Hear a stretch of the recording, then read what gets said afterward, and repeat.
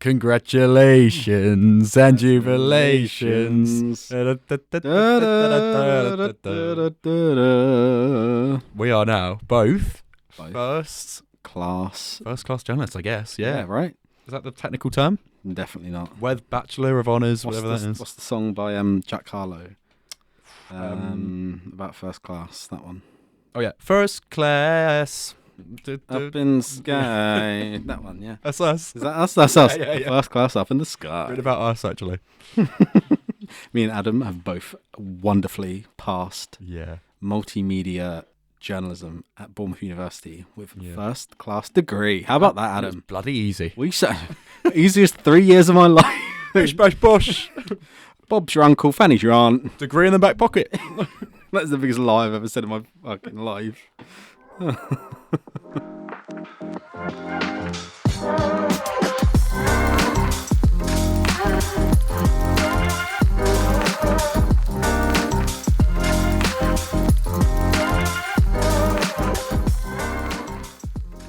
Hello and welcome back to Move On Up podcast with your hosts, me, Adam Barlow. And myself, Alfie Walker. How are you doing today? Not too bad. I'm hot. I am sweaty.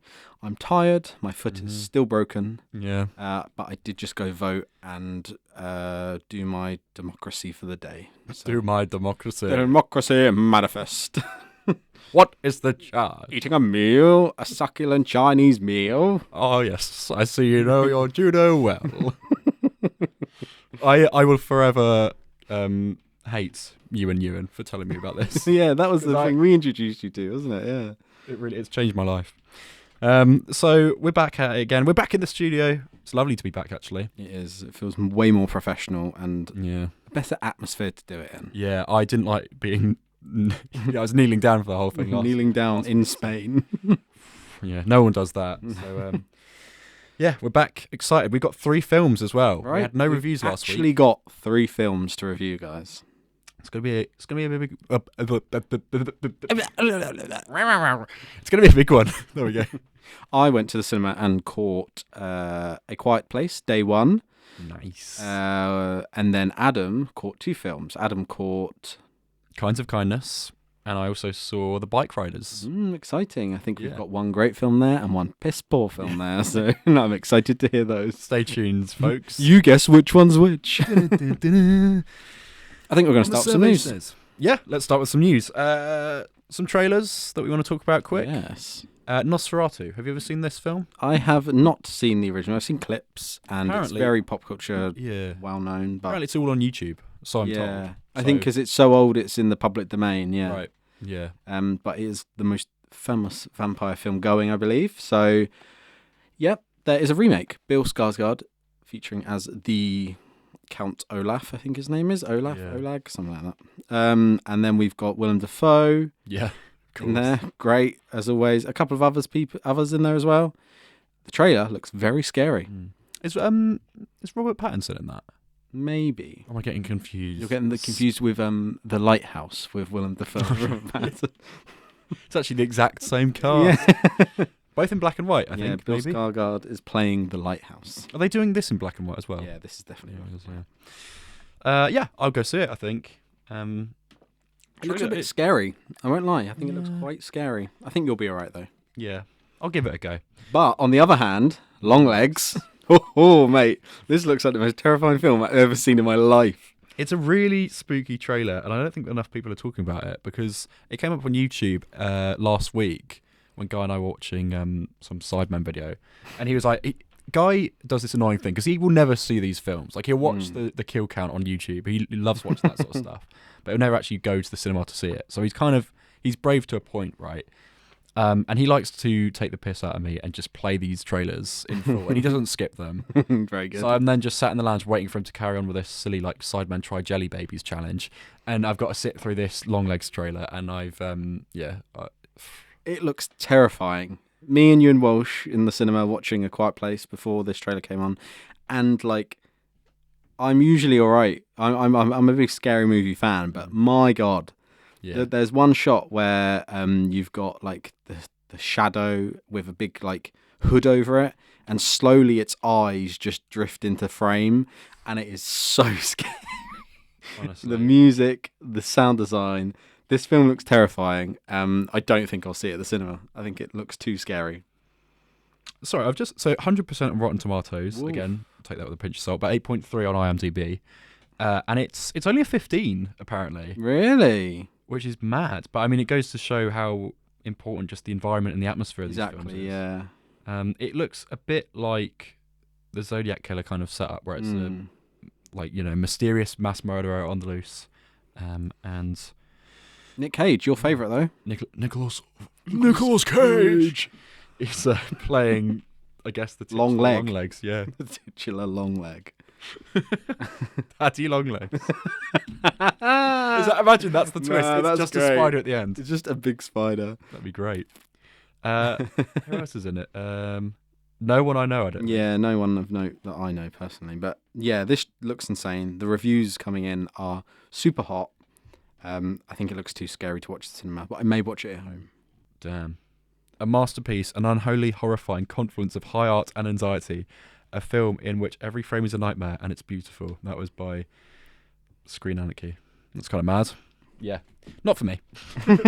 On that note, I'll stick to my Aladdin and Lion King. Thank you very much. We've got also some films that are kind of trying to recapture that Barbenheimer magic, which, by the way, are you nostalgic for this yet? I think we said that for Barbenheimer. oh, what do you mean? Sorry. Because I miss it. I was looking back at my camera roll because I'm getting stuff of me, like buying the tickets. Yeah, you went for the whole hog though, didn't you? Yeah, that's fair enough. I literally just went to the cinema and watched them both. Went home. Killjoy. Killjoy, yeah, my nickname. Get in the spirit. Scrooge. I wasn't a huge Scrooge. Barbie fan. Oh, here comes Mr. Humbug. No, it's not Christmas. I wasn't a huge Barbie fan, but Oppenheimer blew me away. Yeah. I don't think hitting the magic. Well, yeah. Tell them what is it? What two films are trying to recreate this synergy in the cinema? So it's Gladiator 2 and it's Wicked's Part 1, isn't it? Yeah, it is. Just the first half of that. So we've got Wickedator Part 3. That's what this is called. Wickedator Part 1.5. Yeah, I'm sort of willing to go along with it. I know you won't recapture the Barbenheimer magic, but they're the correct films to do it with because Yeah. Wicked is very much Barbie. yeah, Gladiator 2 is very much Oppenheimer. It's like dad film versus girl film, isn't it? So yeah. I mean, works. what was the film they tried? Was it last year where they had Paw Patrol and Saw X. Is that what it was? Yeah. Saw Patrol, yeah. Because this is the thing. You've got to have two films that are like polar opposite, like but diametrical accessible. opposite. That was the Yeah. difference. Yeah, that's a 18 and a U, so Yeah. they just don't correlate. Whereas, yeah, we've obviously These two got are, Gladiator I would say, of similar budgets. I imagine and- probably got the same size of fan base excited. I would say. I know a lot of yeah, people are Ridley stoked Scott. for People are stoked for Gladiator as well, Yeah. especially with these Paul Mescal photos coming out. Pedro Pascal as well. Woof. The one of him catching the Sword, so yeah. good, and he looks like the little puppy dog Pedro. Oh, There's anyway, the one of Paul Mescal, like I don't know, doing something, and he's just grimacing, and putting his it's shoe on. with a big shoehorn. No, I'm excited for Gladiator 2. Very excited for Gladiator 2. Yeah. I'll definitely. I'm on the fence about Wicked myself because I've got no No affinity. real to it, interest in yeah. that. But although Jeff Goldblum's in it, so Sold. yeah, strike that. Hung, drawn, and quartered. I'm there. Forget Gladiator 2. I'm there for Jeff. Oh yes, I'm the Wizard of Oz. He's perfect casting. You've got to admit. Is that who he is? Yeah. Yeah, that's great. That's wicked. Or should I say?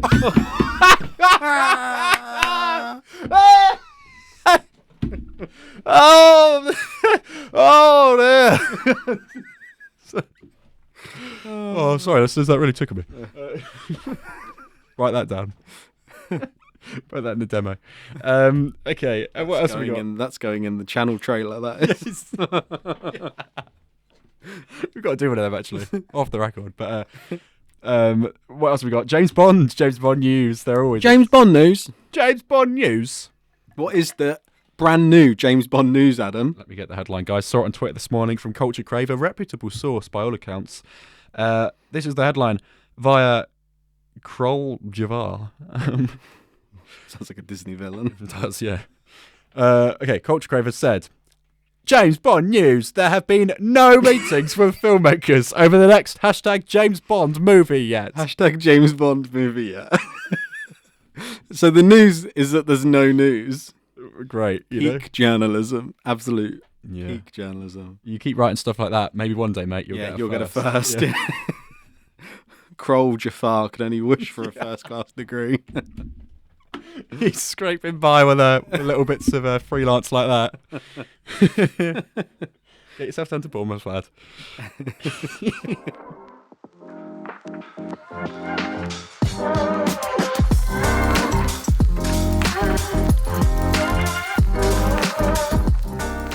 Yeah, we're going to talk about the Acolyte again, even though 3 episodes ago we said, well, we won't talk about the Acolyte. Yeah. But this show just, Each week, we were saying, each week there's something that they outdo themselves. I don't know how they're doing it. Every single week. First week was like, this is fine. Yeah. Second week was lesbian witches. Was that second week or was that third week? I can't remember. Because they did the double drop for the... Yeah. Yeah. Yes, of course. Yeah. Second week was lesbian witches. All right. Fourth week was... third week was... Third week was Kierimundi turning up and people hating that. Yep. And then fourth week was last week's Decent. decent episode. And then now we have this week's and we have Random Camp Jedi. Yeah. It kind of... Maybe I'm trying to find an excuse, but it kind of wasn't terrible. I'll say that. Put that on the front cover. Put that on the poster, why don't you? On the Blu-ray. It kind of wasn't terrible. 3 stars. Moving on up. It kind of wasn't terrible. I love that. They will actually they'll dive on that one. But yeah, so should we give a little plot synopsis? I watched it this morning, so I should really be able to remember it, but I can't. Not much happened, to be honest. It was a lot of naked Sith. By all means, woof, but just we have him. I do like that Sith character. I think he's the best bit. Yeah, he's a little too brooding, I think. I think he's too sexy. Yeah, that's it. He's a Sith still. Yeah. We're still meant to hate him, right? Yeah, you're right, actually, because when he's in... Because I'm not. He's, bathing in the water... And he's quite nice as well. Yeah, he's a bit goofy. I'd love to put my clothes back on. I'm and then Mage, no, it's Osha. Yeah, see, even I'm getting the twins confused. Osha's just standing there and looking at his hog. Yeah, eye contact, looks down. Yeah, genuinely. Is that the first time we've got confirmed hog on Star Wars? I think it might be. There's quite wide-eyed. There's the scene with Chewbacca and Han in Solo where they're showering naked together. I think that's right. The first. But we don't really get nudity in Star Wars. And no. We didn't get any nudity in this. In Andor, doesn't, in the first or second episode, someone takes their top off, but it's Yeah, we get Hayden Christensen having a nightmare. Oh, yeah, of course. Yeah. But sweaty. Nude in Star Wars is quite rare. So to have this Jedi skinny dipping on what I presume is Ahch-To from Last Jedi? Because Guy turned to me and was like, is this... No, Jess turned to me and said, is this Ahch-To? Is that, is Luke on the corner? I'm like, no, it's a different timeline. Don't know, you're silly. Read your lore, please, and then forget about the lore because this show's changing all of it anyway. Get your textbooks out, class, and throw them in the bin. Because Kierimundi's 130 years old now. Dear me.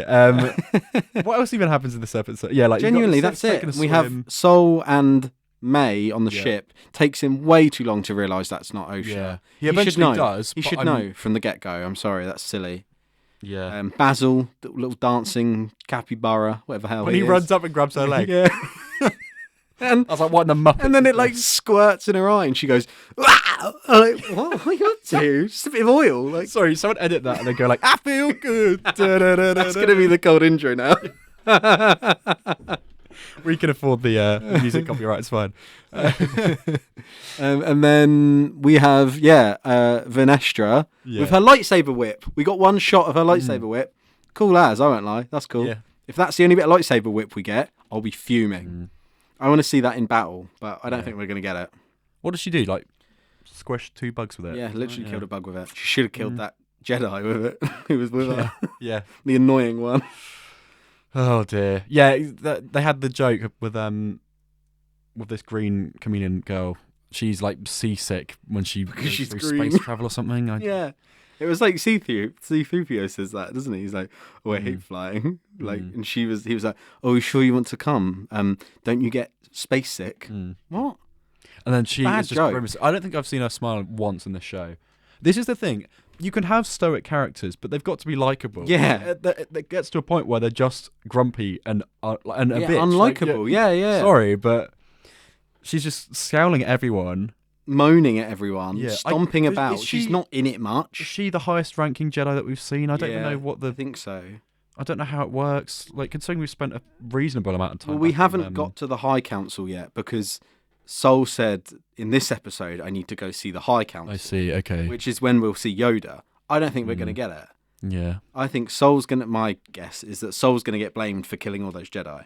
Yeah. And that's how the Sith will stay hidden. My brother That's my Guy guess. asked me today because he decided to watch it at 2 a.m. last night. Good. I'd be disappointed if I stayed up till Yeah. 2 a.m. to watch it. And he said, "What do you think of it? Like, how do you want the series to end?"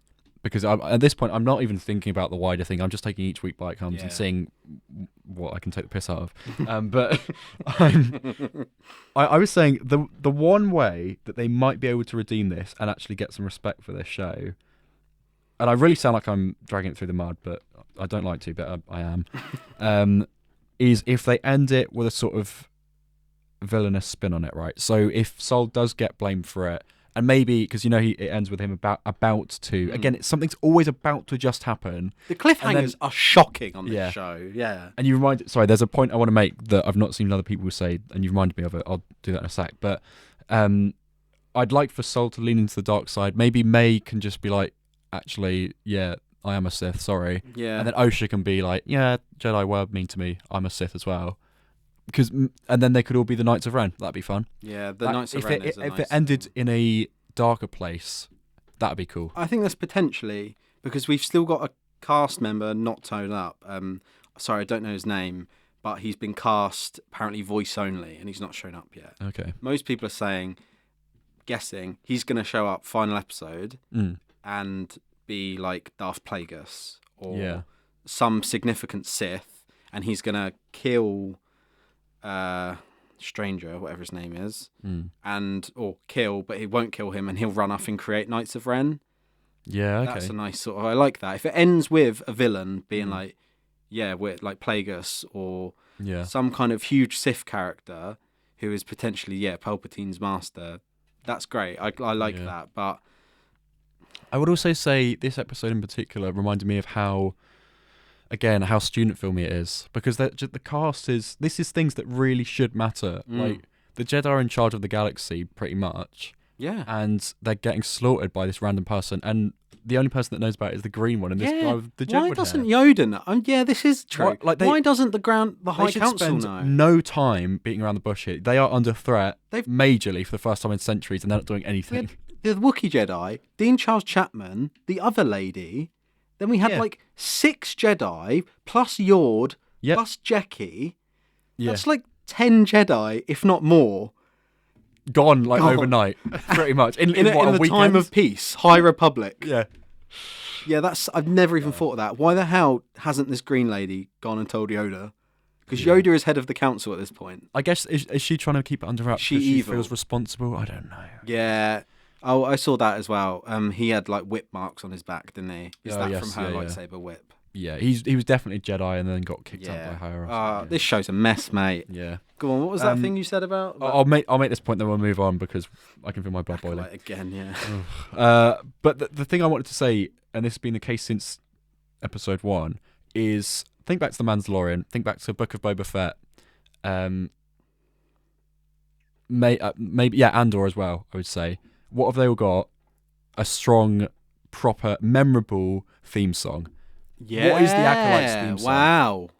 This is what, because it was particularly apparent to me in episode 4, where it ends with them getting force pushed, and it's like loud, and the score in the episode is rising, and it literally ends with them with Sol's back covering the camera, and then you're going to head into a big fight scene in the next episode, right? Go back and watch it if you can't remember, but it literally, like, there's so much kinetic energy there, like it's properly all kicking off, and like if it hadn't they should have just shown us the fight, but that's beside the point. It would have been fine what they did, but the way it felt so lackluster and so like, oh great, thank you for leaving me for another week, is because there's no score over the credits or anything. You're so right. It just cuts to the most every single episode. And it happened this week. It happened last week. It happened the first episode boring... when the Sith is talking on the cliff. And he says a speech, and then it just went. And it's cool. Ends. And then the music. If there was some sort of theme or motif or anything of any power and any weight to it, there's nothing. What's one of the most notable things people spoke about last week was the Kylo Ren theme being in there. Yeah. Only because you don't notice any of the other fucking you don't notice score. anything There's else. nothing else happening until you hear something that you vaguely might remember. Yeah, you're spot on. Because even when the logo comes up, it looks nice, but I would even say like the logo, while it does look modern, it's pretty. I don't think it. It feels like it feels like if you bought that on a Windows computer, like I kind of think it's playing in the background. Not a good name for the show. Yeah. Either. Yeah.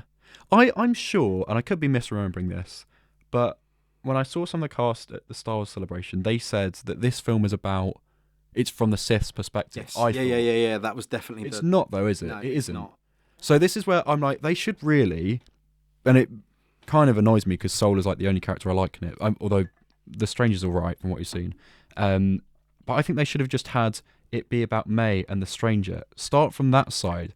I don't know why it was 100% pitched as from the Sith's point of view. I don't know what they must have. It must have been reshot or something, and stuff, rewritten, and the original logo gave off that because the original logo was like black and red, red, like rough writing. Yeah, and now it's like in the High Republic style writing. Yeah, and it's smooth and it's glossy and mate. Yeah. But there we go. I will say, like, I know the music is a niche thing to pick up on, but it really Star Wars is the music. Yeah. The most notable thing in Star Wars, some of Star Wars, is the music. Yeah. Like the Mandalorian theme, Everyone hum knows it. that whistle. Yeah. Even Book of Boba Fett. You're right. Andor had. I can picture the intro to Andor, and it had a lot of like grandiose and quite brassy and stuff. Like, you're right. I'm trying to think what the Kenobi one was, but I think it was. Like, I mean, it was better than this. Ironically, John Williams wrote the Kenobi one. Yeah, you're right. Got him back to write it, and it was pretty piss poor. But compared to this, there is no theme for this, which is.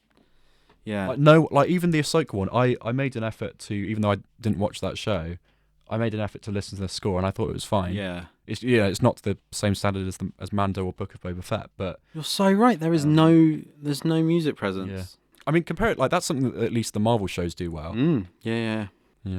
Anyway, let's get into some films.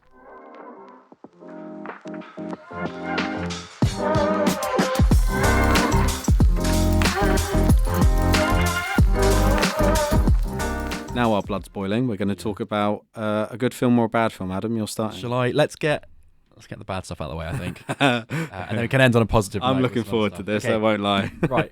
Go on, Adam. Of kindness, okay? Yorgos Lanthimos. Yep. Someone in one of our earlier episodes we bigged up quite a lot. Yeah. We were a big Poor Things fan. We were. The Favourite, very good.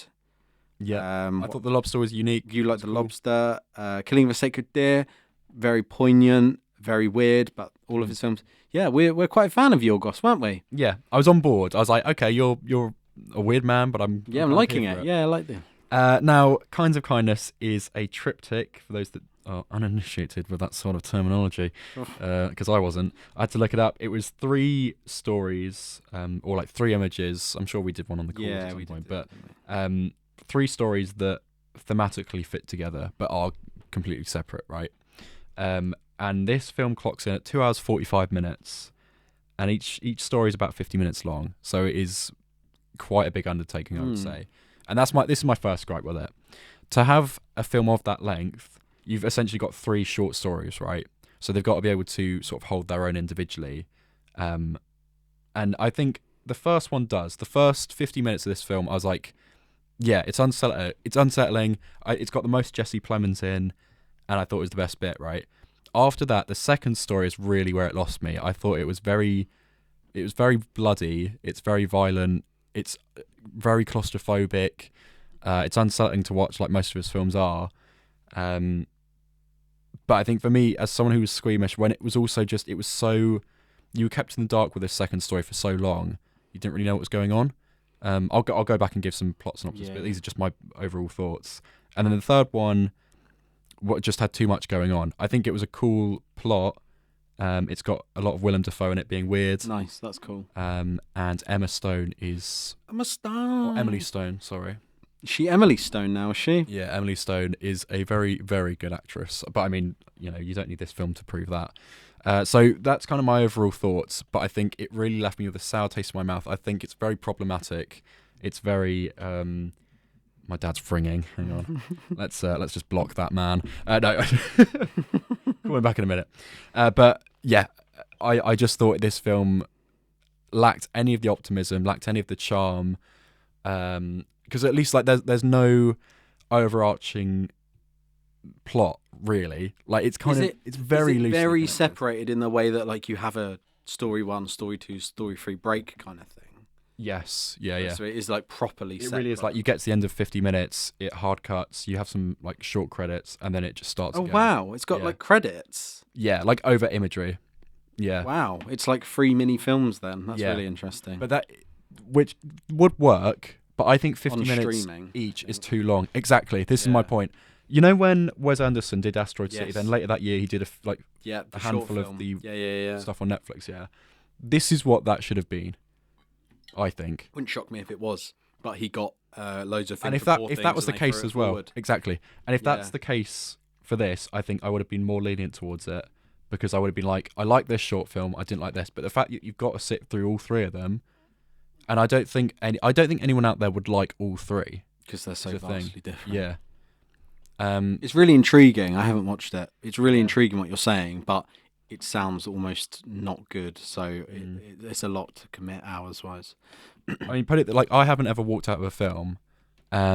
Close to? But, yeah, towards the end of the second story, my mate turned to me and he was like, "Oh, I feel really sick. Like I don't know if I'm going to be able to sit through the rest of this." Wow. And I was like, like the room was quite quiet and it's very tense. It wasn't a very busy screening, but everyone in there was, I think, quite excited to see it. I think they were all intrigued and interested. On the Poor Things train, probably. Yeah, for sure. Yeah. And I remember sort of muttering back to him and getting my words tongue-tied and being like, "I don't mind leaving if you don't want to leave." Yeah. Like, what's that mean?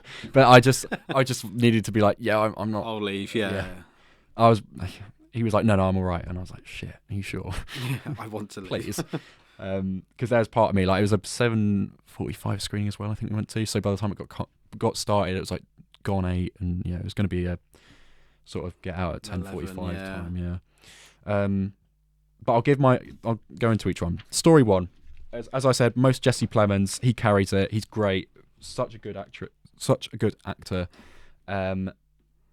It's got great cinematography, this first one as well, and really beautiful houses and locations that they sort of set it all in.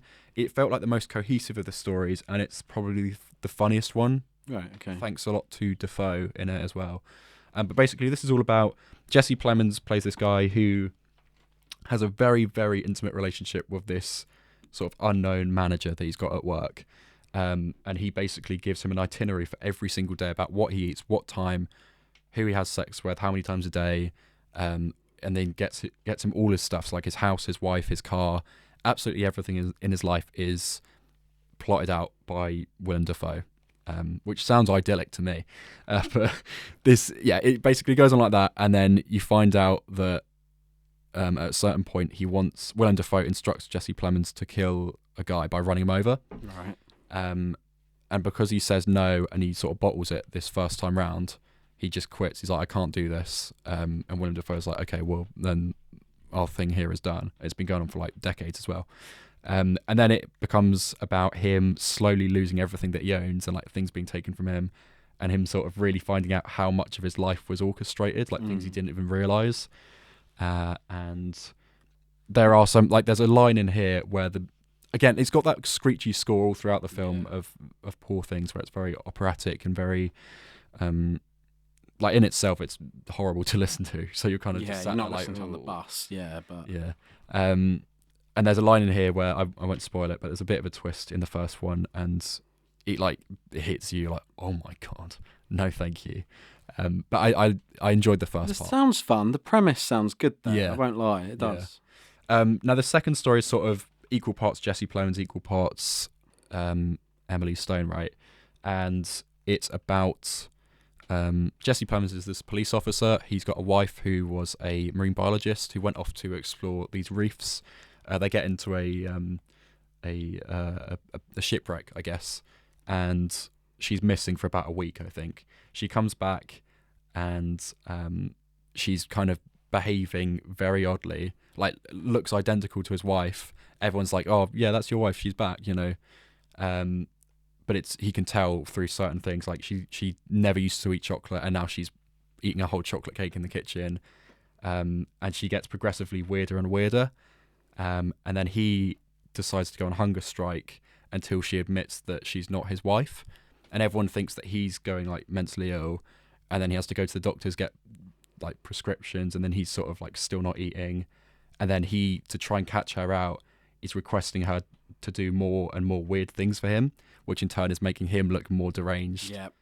And it's like a really unsettling thing. And you're never quite sure if it is his wife and he's just way out of line, yeah. or if or she isn't his wife. Yeah. So it's a very, like that again, great premise, really intriguing. And this is the thing, I would say if he'd just been a bit more self-controlled, he could have made any one of these stories into a full feature-length film and they would have been fine. I like that. Also sounds really interesting. Make them all like a 2-hour film, I'm on board. But it was too much weirdness, and especially when you get through so much of it and it doesn't lead anywhere. Yeah. Because each of these have that Disney Plus syndrome, I think, where they just cut off and they don't quite end too satisfyingly. What is the gratuitous gore in that second? So that one, I will spoil it a little bit. I'll go for it. But he basically requests at one point that he will stop. He will eat something, but only if she chops off her thumb and serves it up to him. Oh, yeah. And then you've got like this. Again, the score really does grab you.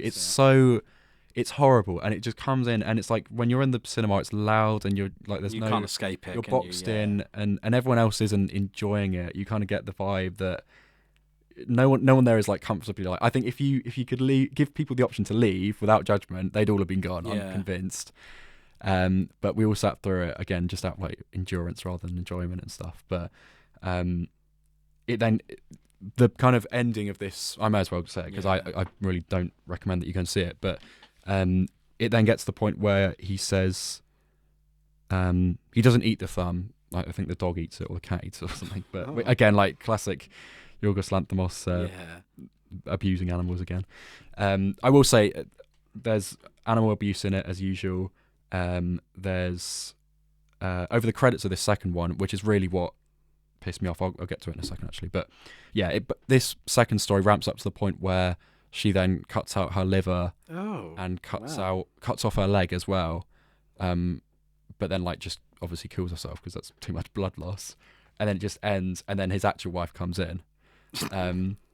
But it was really. Does it give you an answer? Yeah, it's clear that it wasn't his wife, but it's is there a reason for it? It's just weird, and it's like, okay, well, why is there two wives? Yeah, you're not given an answer to that. It's like a clone of his wife or something. I was like, okay, but why? So it's just kind of like it's just someone killing herself by cutting out her vital organs. I'm like, I don't want to see that really. But what really made me lose it at that second one, it was actually the credits. I was like, that was unsettling enough with the score and the visuals. Like, I get it's all fake. That's not the point. It still can affect you. Yeah, for sure. It wasn't for me, but behind these credits, it's kind of like the punchline to each of the stories, I suppose. And for this one, there's a moment where Emma Stone's character is saying to her dad, who again believes that it is the daughter. So I mean, I don't know why the dad didn't pick up on anything, but that's another thing. But she's saying about a dream that she had while she was on the desert island. And it's about like how she went to an alternate reality where dogs were in charge and the humans were pets, and then the punchline for it is you get to see what it looked like in black and white. That's right. So what they have is, again, obviously it's not real, but it's just weird and fucked up, frankly. But it was dogs just doing human things, which initially was funny. So it was like a family of dogs driving a car, and it was I don't know, like dogs playing tennis, right? And it's literally like a minute, and this is where I'm like, you really lost me there, but you didn't have to have any of this. It's not funny, and it's not it's so needless. You didn't need to have it. But if you ever see it, like, it's not. They then have like dogs having sex in doggy style, and then they have a dog hanging itself, and then they have roadkill, and it's just humans being mangled under cars with dogs driving. I'm like, It's just a bit far. Yeah. I and that really. I was at that point. I went to the toilet and I looked at my phone for a bit and then came back in because I just need a breather. I was like, I don't. Yeah. So there we go. It sounds like there is Lanthimos is out Yorgos Lanthimos himself. Yeah. There's a big laugh in this one it was quite funny. It's before the wife arrives home and they've obviously got this very close relationship, that couple and this other couple that he works with, and they filmed a like porno together at the four people because of course like there's no plot relevance. It's just for shock value. Which is where that's again where I take issue. There's like loads of sex in it again, and like just people touching themselves. I'm like, well, there's no.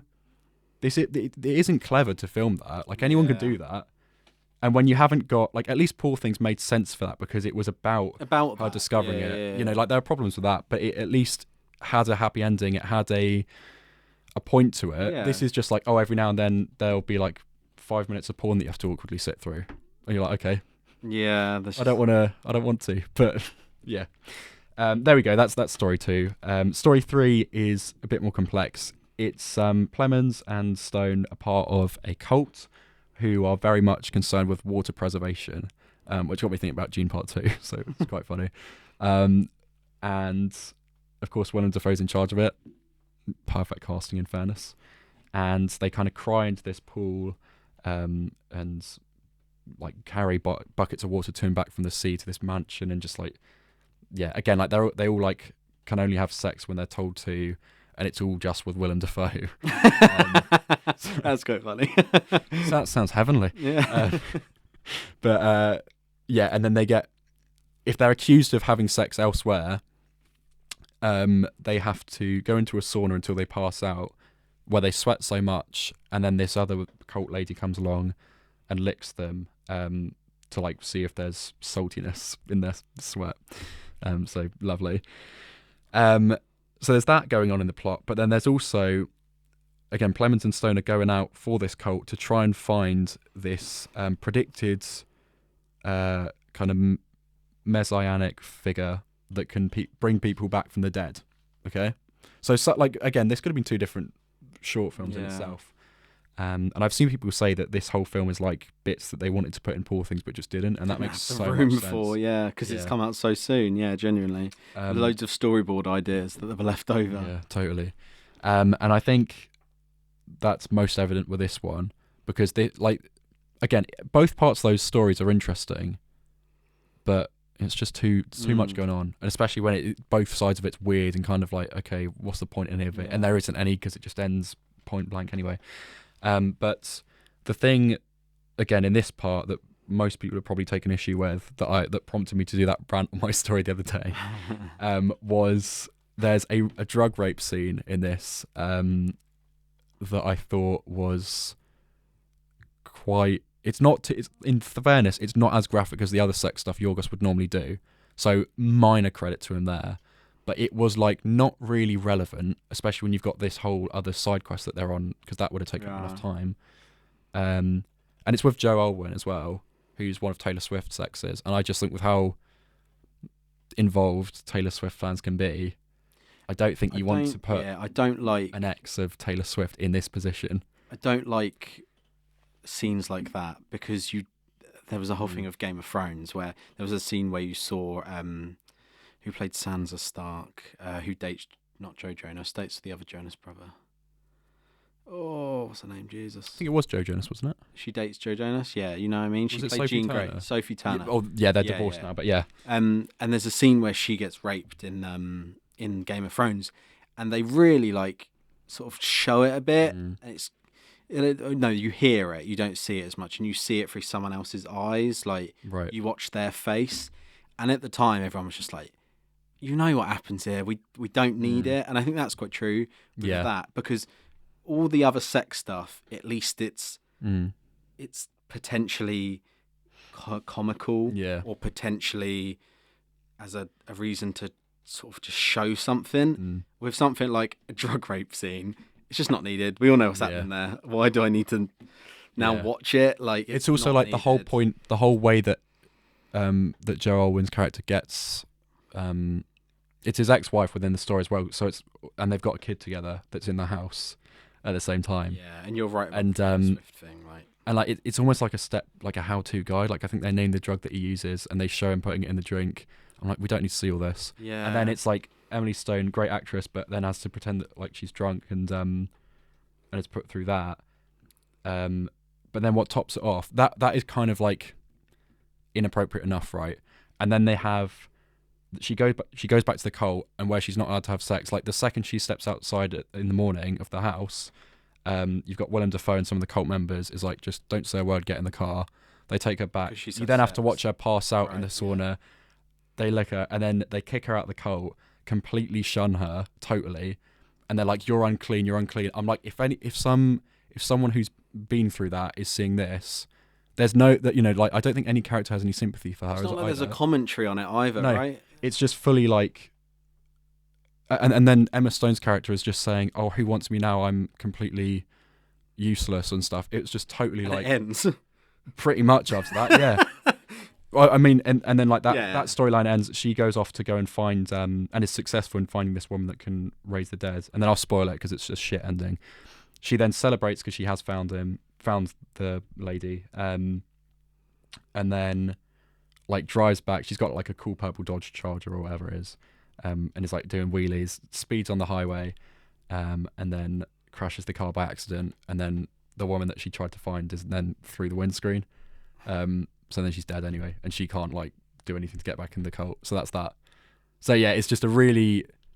They just all sound like they fall really flat. Yeah, they do. Yeah, I just think Yorgos Lanthimos, right? He can be an inventive filmmaker, and I'm all for like out there cinema and stuff. But I think for me at least, it needs to have a point. And I get that films don't need a point, but I think films like stuff, that do. Yeah.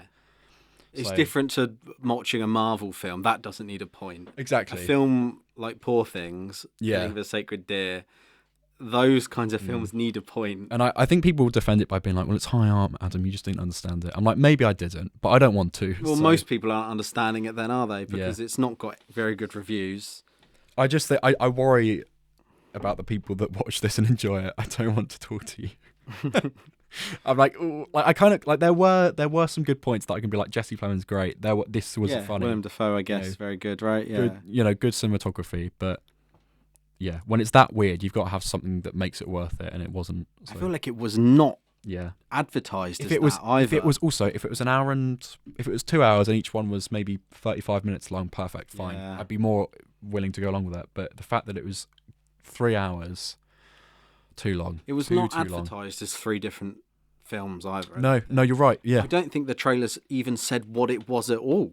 No. So I feel like if it maybe had pushed that a bit more, people wouldn't be as shocked. Yeah. Maybe the trailer was like you had 3 different trailers. Yeah. For the 3 different films. Let's be honest, they sold it on the fact that it still had Willem Dafoe and Emma Stone in it. It was Poor Things back. Yeah, Poor Things train, wasn't it? That's one of our biggest things about Poor Things was that it was. It was actually funny. Yeah. It was quirky. And I think it gains a lot by setting it in this fantasy world, whereas this is set in an otherwise very grounded modern day setting, which Yorgos doesn't normally do. Which again kind of makes you feel more unsettled because it's more relatable, and you can be like, well, that could be happening down the street and stuff. Like, because Lobster was like a fake society. Lobster right? was at least that's the one I'd compare it to most, but then it feels unfair because I think the Lobster's good and this isn't. So. Favourite was a period piece. Yeah. Poor Things is complete fantasy, and Killing of a Sacred Deer is set in the real world, but it's clearly very. It's probably similar to Lobster. It's got like quite a fakeness to it. Yeah. But this just seems like it's. Yeah, really weird. I don't plan on seeing it, mate. I will say you have definitely cemented that. Watch a YouTube video on it and call it a day.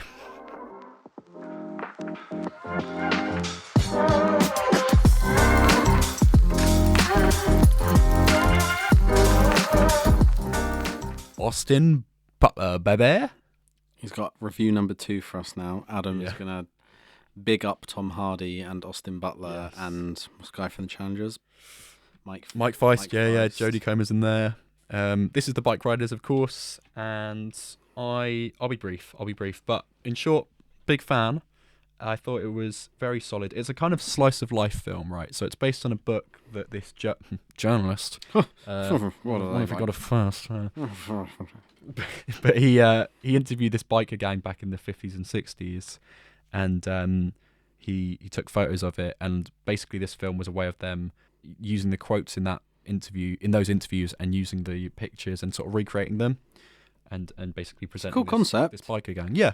It's I'm trying to think how I'd describe it. In a way, this is probably not very accurate, but for me, I had a slight kind of link with it between Oppenheimer and that, Right. in the way that it's just a sort. I mean, Oppenheimer's obviously far Brandy, far yes. larger and stuff, but the Bike Riders, it was like you've got Jodie Comer playing the main girl and the sort of girlfriend of Benny, who Austin Butler plays. And she's narrating it the whole way through by talking to Mike Feist in these interviews. And He's the journalist, right? Stuff like that. Yeah. And then it cuts away, and then you see it sort of play out. But then sometimes her voiceover keeps Right, going. yeah. But I thought it was nice. It kind of doesn't. You sort of expect it to build to something, and there are a few, I suppose, shocking, sort of blunt, like action moments towards the end. But I thought it was, it was kind of, I would say, my definition of a sort of 4-star film, I would say, where it's just solid, good time. I'd watch it again. I'd recommend it. There's nothing like too majorly to say about it, to be honest. I thought like it really made me want to buy a motorbike. Nice. Glowing review there. Yeah, right. Harley should have sponsored this, shouldn't they? Yeah, I imagine they did, actually. It's like they all go around wearing denim jackets and get into fights and just drink in parks, and That sounds like fun. it does.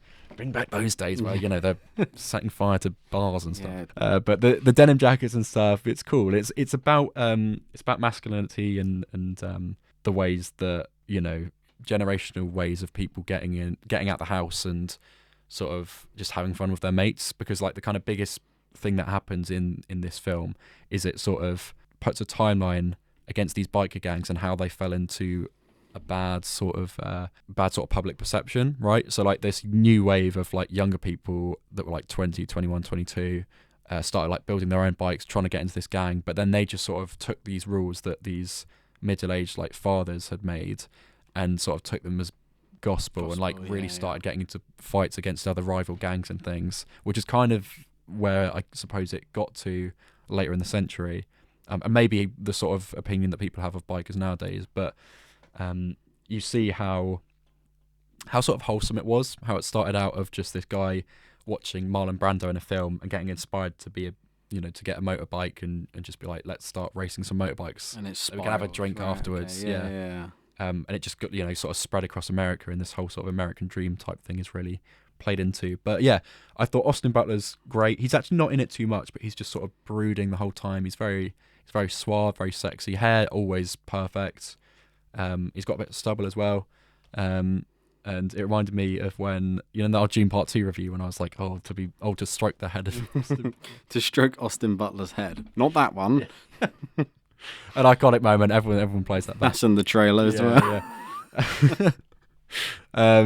Yeah. And Jodie Comer, brilliant. She's kind of the protagonist of this because she speaks the Ewan most. told me that she's the main character, which I didn't realise Yeah. from the trailers. I presumed it would be Tom Hardy, but She's a very competent actress, very likable, and quite funny as well. There's some good laughs in it as well with her commentating, and Tom Hardy as well has got a lot to do with it. He's the founder of this group, and Norman Reedus is in it as well, isn't he? he is from Walking Dead. Yeah, Walking Dead. He's in it sort of from the back half, I would say, and he's good fun. He's good fun. Yeah, he's good. Michael Shannon in there as well. Oh, nice. Yeah. A lot of them look the same, like they've all got like scraggly beards and stuff. It's good fun. I definitely enjoyed it and would recommend it.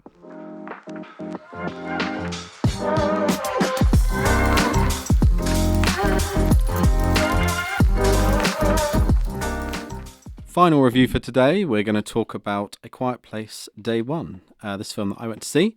Have you seen the previous 2 films, Adam? I haven't. Right. Okay. You'd be all right watching them. They're horrors, Yeah. but they're not scary. I like John Krasinski, so I do want to see what he's up to. I'd highly recommend. This one's a good place to start, I'd say, because it's got no relation to the previous two, other than it's set in the same universe. Is it sort of an optional prequel? Then? Yes, definitely Okay. optional. It's got no connection, from what I was aware. It is, yep, very good. It is set in the same universe, which is where some aliens are on Earth, and essentially they are attracted to noise. They have super sensitive hearing, and so yeah, everyone has to be incredibly, incredibly quiet. So this is a film. It is directed by Michael Sarnowski. He directed Pig, the Nicolas Cage one, a couple of years ago. Yeah, I right. never Yeah, caught yeah. that. I remember. I think it was very. I think it was quite well regarded, reviewed, right? yeah. I never caught that. So that's the only film he's directed previous to this. And this is a pretty damn good follow-up. And we've got Peter Nyong'o. Great. She is the main character here. They are sort of, both her and Joseph Quinn are really pushed as a double act, and they are, but the film starts with Lupita Nyong'o, and she is great. I didn't realise till reading the synopsis that she has cancer. You know that she's ill. She's in a hospice, but she has cancer. I did not realise that, which makes the film make a bit more sense in my eyes. But she's ill, and this is very, very light plot spoiler. But essentially, the attack happens out of nowhere. She's going about her day, and the aliens invade. And all she wants to do is go to Harlem and get a slice of pizza. That's all she wants to do.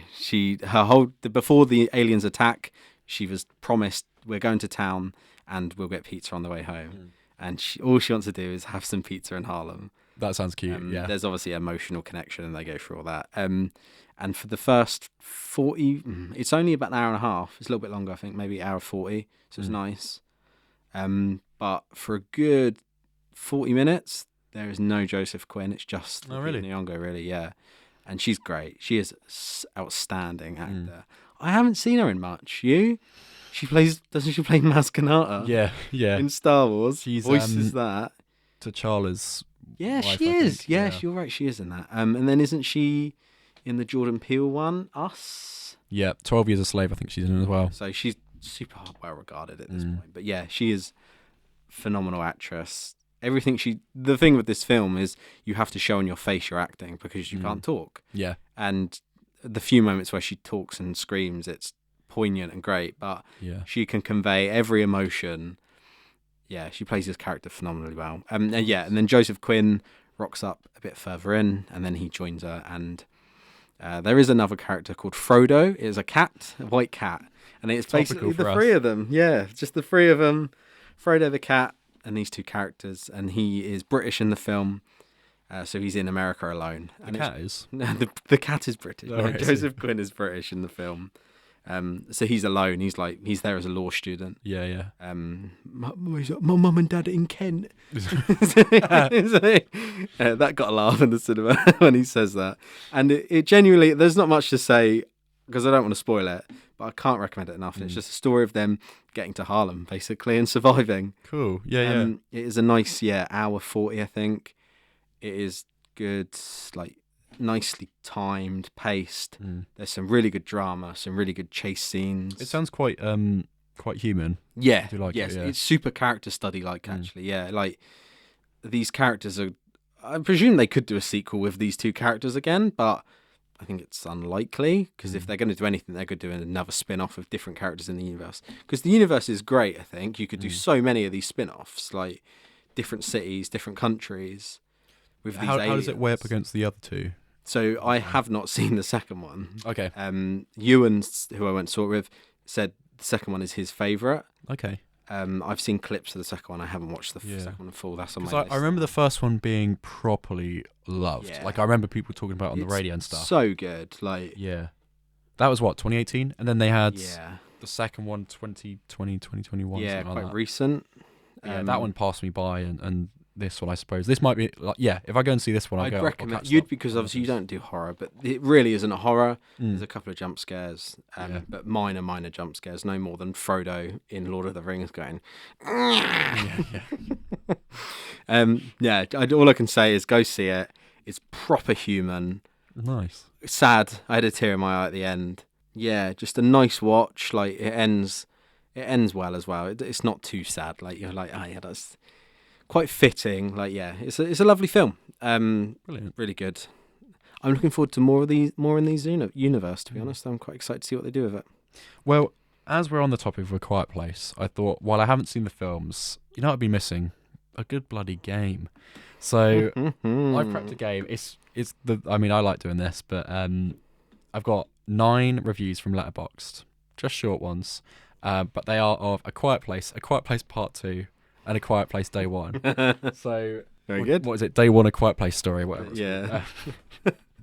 But here we go. There's 3 of each, and you've got to tell me if it was 1, 2, or Day 1. Or Day 1. Oh, here we go. Yeah. So good luck. These are probably quite niche, but here we go. Let's start off with this one. 2-star. Can't they just shut the fuck up? I'm going to say Day 1. Yeah. Yeah. Because they do talk a lot, right? I'm not going to lie. Yeah. That's quite fitting. That's what. Let me keep scoring. Honestly, I've never thought that so much in a fucking film. Yeah. It's tense. Oh, how do I not say that? It's so tense. Yeah. My God. Because they all How was don't the audience? know. Were they? Yeah. Respectful, Apart from the okay. woman with her shoes off next to me and feet out. What? Yeah. She just had her dogs off on the recliner. I was like, Goodness. yeah, but Imagine you two with the one with their dogs out, you in your cast. yeah, right. Great. Yeah. No, they'd make so much noise. Yeah, what the freak. You've got one job, haven't you? We'll go with this one. 1 star. A movie about running errands, brackets, slowly. Is that 1? No. Is that 2? Yeah, 2. Yeah, again, you haven't seen that, so sorry. Do this one. 4 stars. Someone walked into the movie theatre, took a singular picture of Cillian Murphy with a flash on, and then left. That's 2.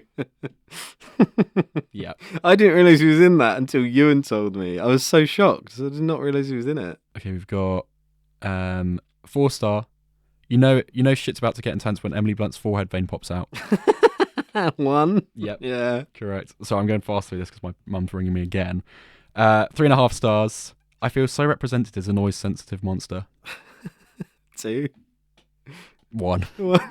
It could be any of the 3. That is so... Sorry about this. 2 star. I would be the first to die because I can't keep my cheeks closed. # fart girl.